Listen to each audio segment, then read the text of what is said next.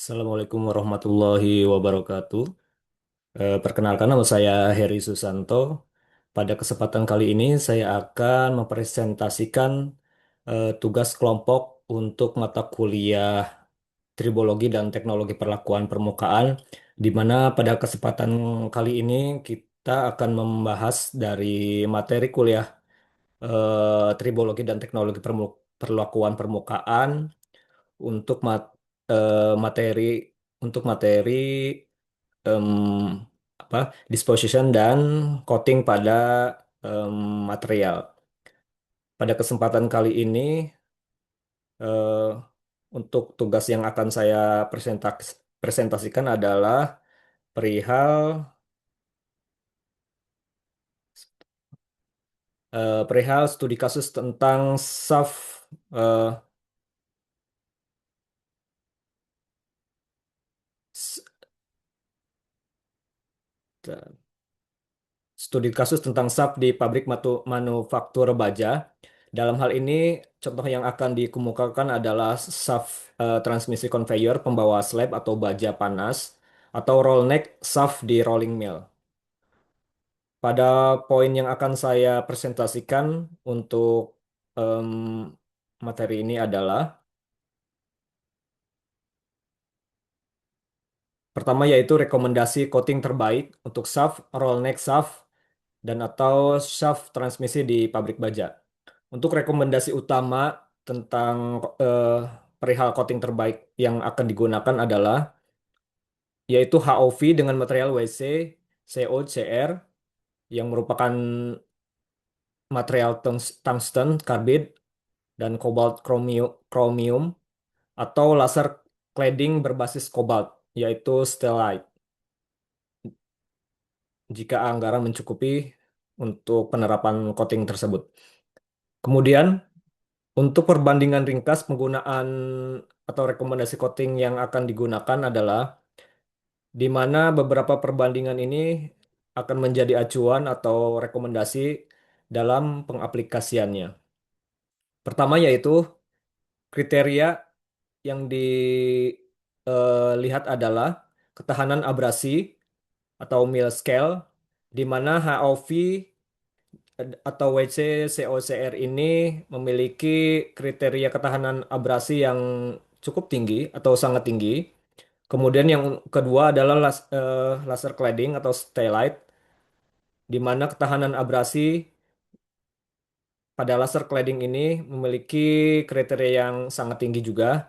Namun untuk hard chromium plating, di mana ketahanan abrasi dari metode hard chromium plating ini memiliki tingkat ketahanan abrasi yang sedang.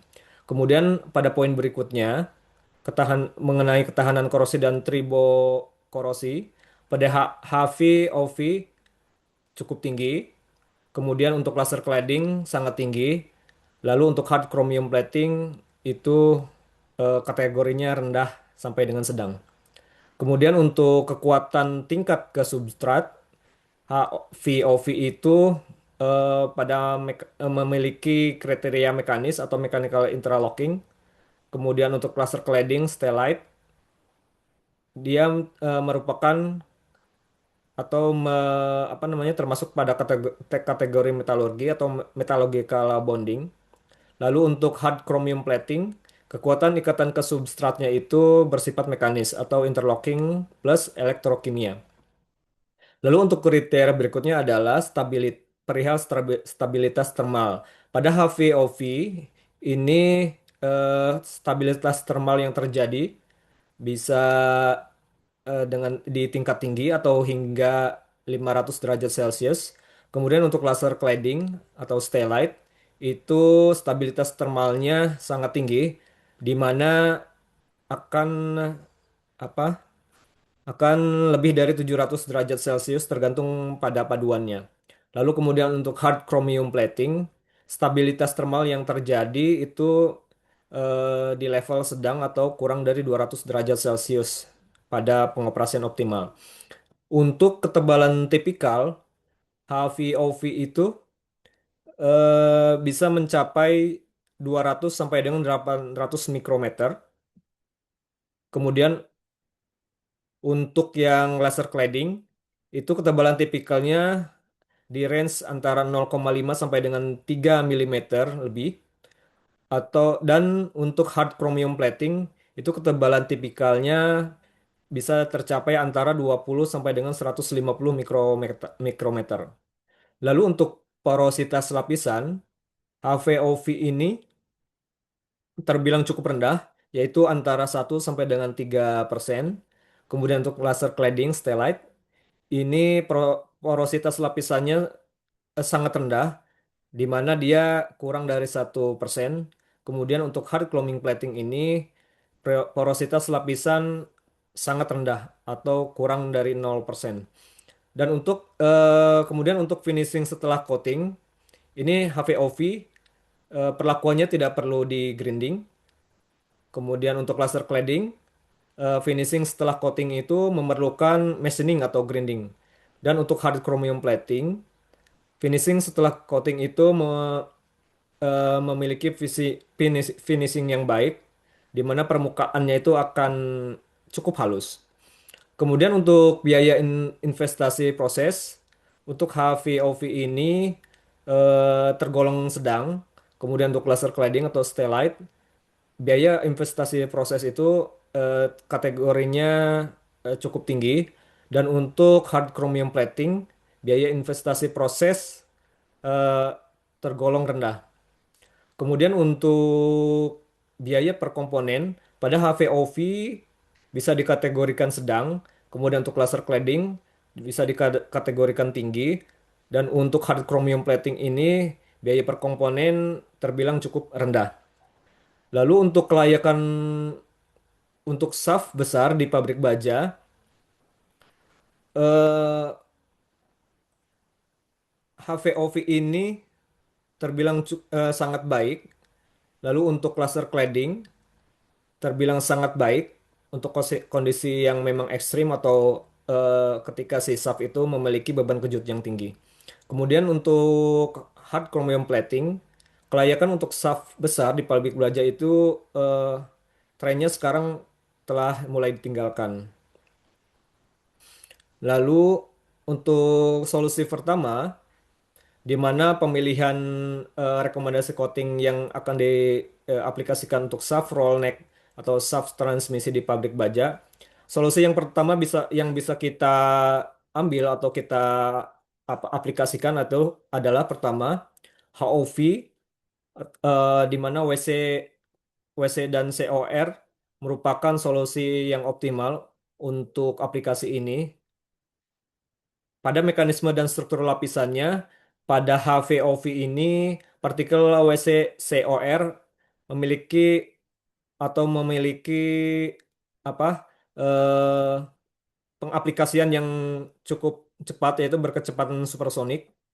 Kemudian yang untuk struktur laminar padat dengan porositas rendah dan memiliki ikatan yang kuat pada pengaplikasiannya.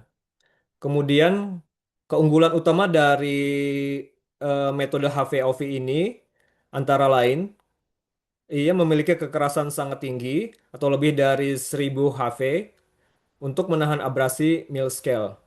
Kemudian yang untuk kedua, ketahanan korosi sangat baik pada lingkungan air berpendingin. Lalu yang ketiga, lapisan tebal di antara range 200 sampai dengan 800 mikrometer atau lebih memungkinkan grinding yang berulang. Lalu untuk keunggulan utama yang keempat adalah tidak mengubah mikrostruktur inti poros, di mana karena dia memiliki heat input yang rendah. Lalu untuk keunggulan yang berikutnya adalah biaya investasi dan operasional lebih ekonomis dibandingkan dengan laser cladding atau dari solusi ke yang kedua. Kemudian untuk pengaplikasiannya, metode HVOV ini dapat diaplikasikan di roll neck shaft, kemudian di transmission shaft, lalu di conveyor shaft, lalu untuk yang lainnya adalah judol shaft dan lain-lain, karena memiliki konsentrasi yang tinggi dan kontaminasi abrasif. Untuk solusi yang kedua, yaitu laser cladding stellite, yang merupakan premium solution dari solusi yang optimal pertama tadi. Laser cladding stellite ini memiliki mekanisme dan struktur lapisan pada pengaplikasiannya seperti tergambarkan di di pemaparan ini, yaitu pengaplikasiannya berdasarkan co-base alloy atau powder stellite. Lalu untuk metode laser cladding stellite ini ketika diaplikasikan ia memiliki struktur metalurgi yang lebih homogen, lalu kemudian sangat padat atau bebas porositas, lalu ikatan metalurgi yang sempurna dari ikatan metalurgi yang solusi pertama tadi. Kemudian laser cladding stellite ini memiliki keunggulan utama antara lain: satu, ikatan metalurgi sangat kuat atau bebas delaminasi dan spaling. Kemudian yang kedua, ketahanan termal dan oksidasi luar biasa, yaitu lebih dari 700 derajat Celcius tergantung paduan yang diaplikasikan.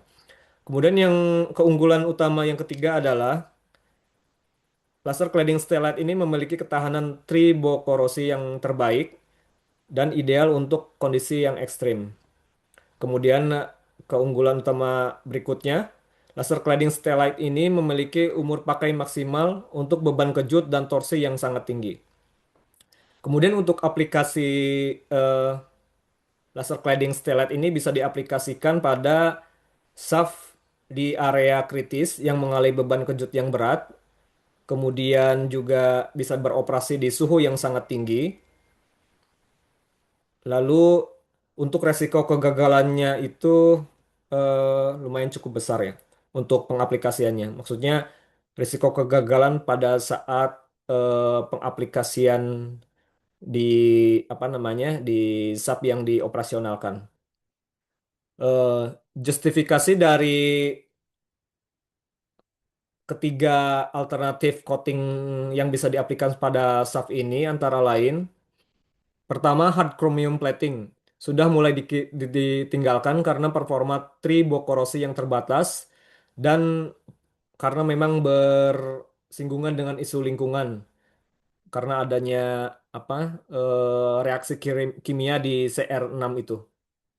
Lalu untuk HVOV, WCCOCR, pengaplikasian ini memberikan solusi yang paling seimbang secara teknis dan ekonomis, di mana karena memang metode ini memiliki karbidat tungsten atau WC yang memberikan ketahanan luar biasa terhadap abrasi mil scale.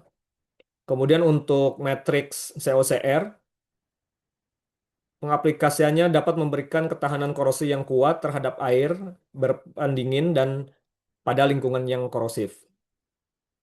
Kemudian untuk yang justifikasi yang ketiga adalah pada laser cladding stellite, jika poros menerima beban kejut mekanis yang ekstrim, laser cladding stellite ini karena berbasis dengan cobalt stellite yang dipilih dan karena ikatan metalurginya yang diaplikasikan, ini dapat menjamin lapisan tidak akan mengelupas atau bebas delaminasi atau spaling. Lalu, untuk kesimpulan rekomendasi dari coating ketiga metode aplikasi coating ini, antara lain HVOV WCCOCR adalah pilihan terbaik secara teknis dan ekonomis untuk mayoritas aplikasi SAF di pabrik baja. Lalu untuk laser cladding stellite dipilih karena ketika keandalan maksimum dan umur pakai ekstra panjang menjadi prioritas utama meskipun biaya investasi yang cukup tinggi. Fungsi-fungsi dari coating yang dipilih atau direkomendasikan dari ketiga em, pilihan coating ini adalah antara lain karena eh, coating yang dipilih ini dapat melindungi shaft dari abrasi mil scale atau korosi dan beban termal tinggi. Mohon maaf, ini untuk kesimpulan rekomendasi yang HVOV WCCOCR ya. Kemudian pertimbangan yang berikutnya adalah HVOV WCCOCR ini dapat meningkatkan keandalan, lalu kemudian mengurangi downtime, dan biaya perawatan. Lalu untuk rekomendasi kesimpulan berikutnya dari HVOV ini dapat memperpanjang umur pakai SAF secara signifikan dan menjaga kontinuitas produksi baja. Dan kesimpulan rekomendasi berikutnya dari HVOV WCCOCR ini adalah memiliki atau mempunyai solusi berkelanjutan dengan performa tinggi dan efisiensi biaya yang cukup atau dengan kategori sedang. Kemudian untuk poin berikutnya, sebentar.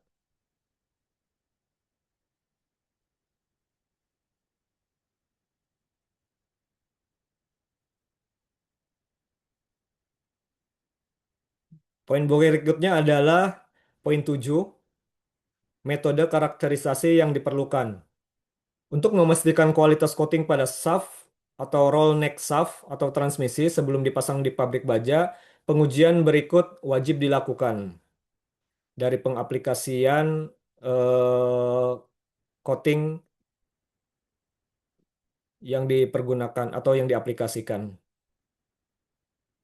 Untuk metode karakterisasi yang diperlukan pertama yaitu mikrostruktur dan thickness. Ini bisa dilakukan dengan metode pengujian SEM plus EDS, yaitu di mana fungsi dari pengujian mikrostruktur dan thickness ini adalah untuk mengamati kepadatan lapisan, kemudian keberadaan cacat atau void dan atau crack, kemudian untuk kepatuhan ketebalan, serta distribusi unsur kimia pelapis atau coating dan atau apa disposition. Kemudian contoh dari SEM atau SEM pada pengaplikasian apa mikrostruktur dan thickness ini bisa dilihat seperti pada gambar di mana pengujian ini dengan penampang atau metode pengujian secara penampang melintang ini bisa digambarkan di mana hasil pengujiannya bisa ditampilkan top coating dengan menggunakan HVOV, WCCOCR. Kemudian ikatan coating yang dapat terlihat adalah seperti ini. Kemudian juga substrat bajanya seperti tergambarkan, di mana range-nya itu bisa sampai dengan 50 mikrometer. Kemudian IDS mapping untuk unsur utama dari pengaplikasian HVOV ini bisa terlihat di mana beberapa apa namanya unsur kimia ini terdapat W, CO, Cr dan Fero. Nah, parameter yang dapat dievaluasi dari mikrostruktur dan thickness ini yaitu antara lain bisa melihat ketebalan lapisan dalam skala mikrometer dan keseragamannya. Kemudian dapat dilihat juga tingkat porositas dalam satuan persen dan cacat visualnya yaitu dalam apa namanya bisa terdeskripsikan atau tervisualisasi dari adanya void atau crack. Kemudian untuk parameter yang dapat dievaluasi berikutnya adalah dapat melihat struktur laminarnya, lalu kemudian didapatkan juga densitas lapisannya.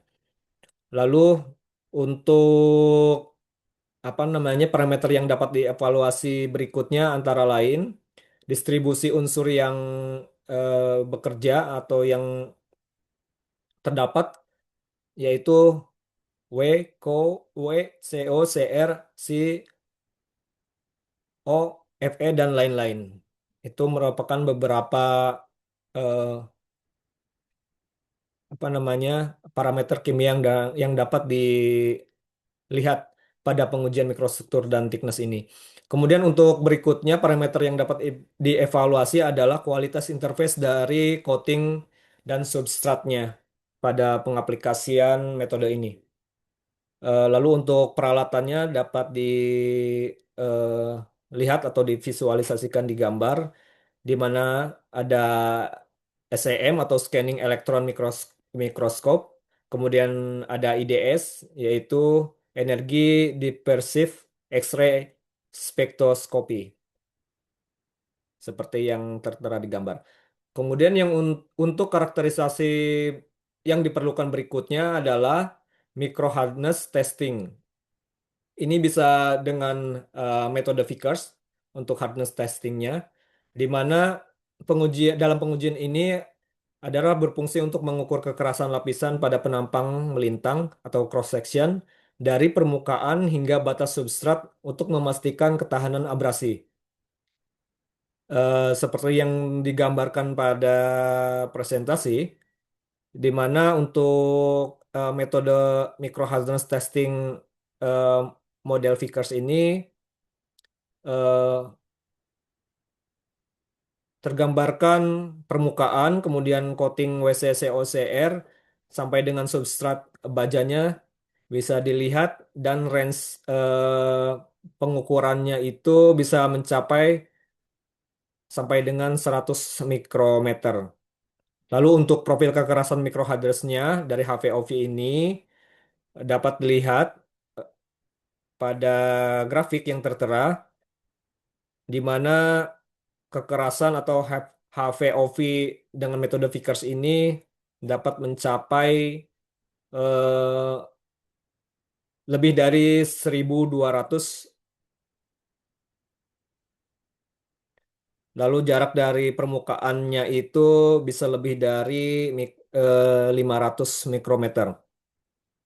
Lalu untuk parameter yang dievaluasi dari pengujian microhardness testing dengan metode Vickers ini, antara lain kekerasan permukaan atau HV, lalu kemudian gradien kekerasan dari permukaan ke substrat, kemudian zona pengaruh panas atau HAZ pada laser cladding, lalu untuk parameter yang dievaluasi berikutnya adalah konsistensi ketahanan abrasi dari lapisan yang di coating.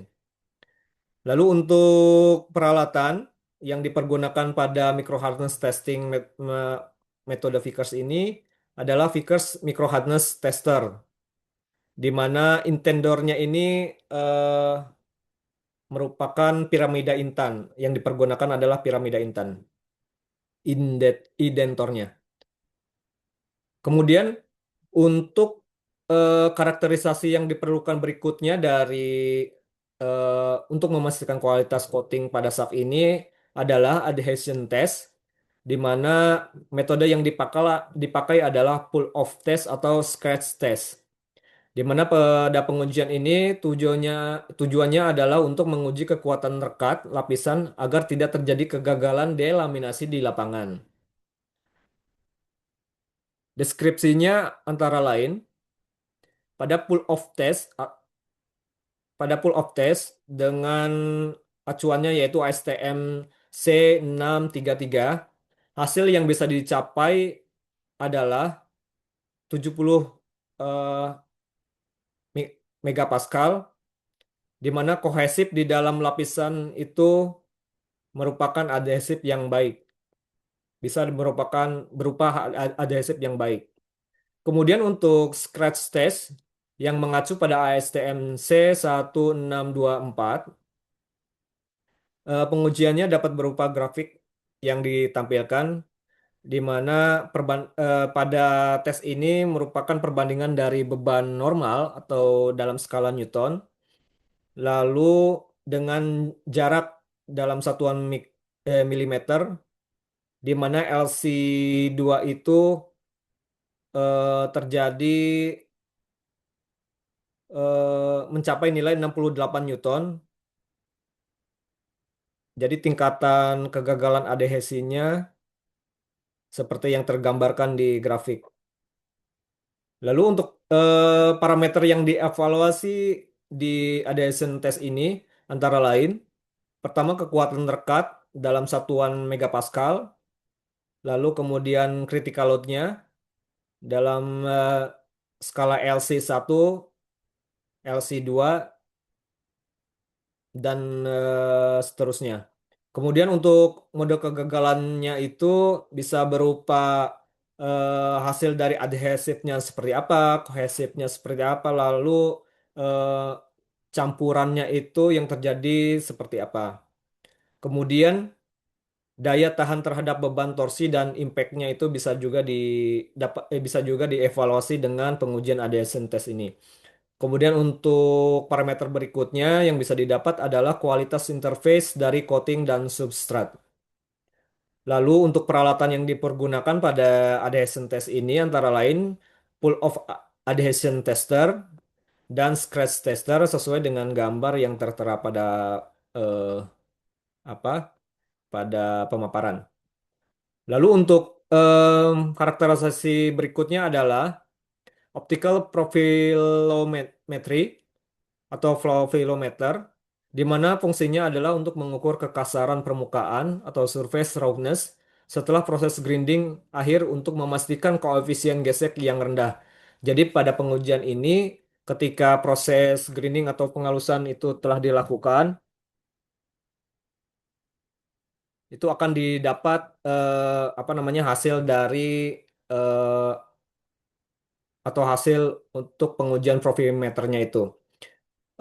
Output atau hasil yang bisa dideskripsikan atau digambarkan adalah seperti pada eh, pemaparan ini, antara lain 3D topografi permukaan, berikut tampilannya, kemudian juga profil dua dimensi yang berupa apa namanya berupa hasil grafik sinusoidal. Lalu untuk parameter yang dievaluasi antara lain RA dalam satuan mikrometer yaitu average roughness, lalu kemudian RQ dalam satuan mikrometer yang merupakan root mean square, lalu kemudian RZ dalam satuan mikrometer di mana ini eh, merupakan mean peak to valley dari pengujian topo pengujian optical profilometry. Lalu untuk parameter yang dievaluasi berikutnya adalah kesesuaian dengan target finishing.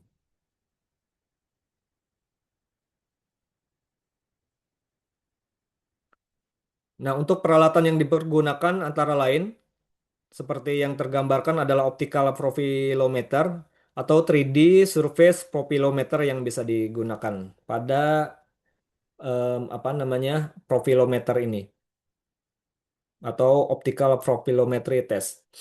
Kemudian untuk karakterisasi berikutnya adalah tribo corrosion test, di mana untuk metode pengujian ini adalah pin on disk ditambahkan dengan sel elektrokimia. Jadi ada semacam apa namanya unsur kimianya pada pengujian kali ini, ya di mana pada triple corrosion test ini berfungsi untuk mensimulasikan gesekan poros dengan adanya media air berpendingin korosif untuk mengukur laju keausan spesifik dan laju korosinya. Skema pengujian pada triple corrosion test ini eh, sesuai dengan yang disampaikan pada gambar adalah di mana eh, beban atau pada satuan Newton ini diaplikasikan dengan menggunakan pinball juga, di mana elektroda referensi yang dipergunakan, kemudian elektrolit, air berpending korosi ini dimasukkan ke dalam media pengujian